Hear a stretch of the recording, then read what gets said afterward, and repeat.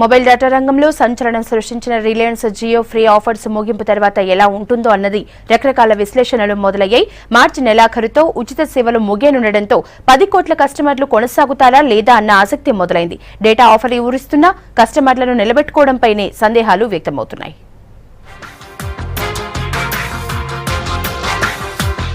Voice free calls, unlimited data offers తో market లోకి entry ఇచ్చి మిగతా మొబైల్ నెట్వర్క్స్ కు సవాల్ విసిరిన జియో ఫ్యూచర్ పై మార్కెట్ వర్గాలు అప్పుడే అంచనాలు వేస్తున్నాయి. భారీగా కస్టమర్లను సంపాదించుకున్న జియోకు ఏప్రిల్ తర్వాత వారిని నిలబెట్టుకోవడమే సవాలంటున్నారు నిపుణులు. March 31తో free offer ముగుస్తోంది.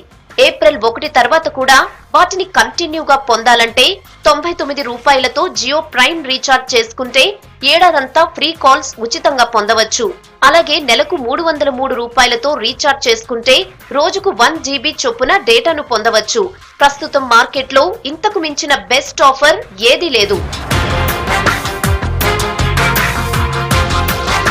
ఈ టారిఫ్లతోనే కస్టమర్లంతా ఆలోచనలో పడ్డట్లుగా చెప్తున్నాయి మార్కెట్ వర్గాలు.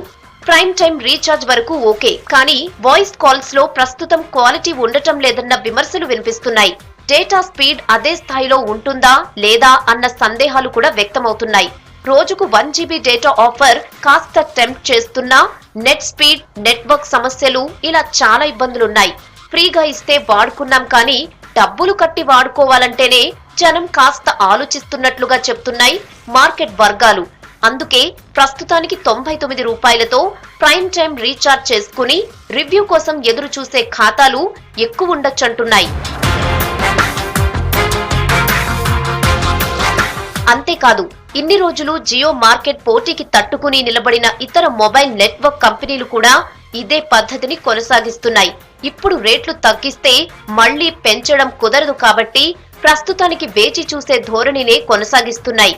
కాబట్టి ఎలాగో ఇప్పుడు ఇబ్బందులు నెట్టుకొస్తున్నాం, మరో నెల రోజుల తర్వాత డెసిషన్ తీసుకుంటే చాలన్న ఆలోచనలో కంపెనీలు ఉన్నట్లుగా కనిపిస్తోంది. పైగా ఐడియా, వోడాఫోన్ విలీనం, మార్కెట్లో నెంబర్ 1 గా ఉన్న ఎయిర్టెల్ కొత్త ఆఫర్లు ఇవన్నీ జియోకు సవాల్ విసరడం ఖాయమంటున్నాయి మార్కెట్ వర్గాలు.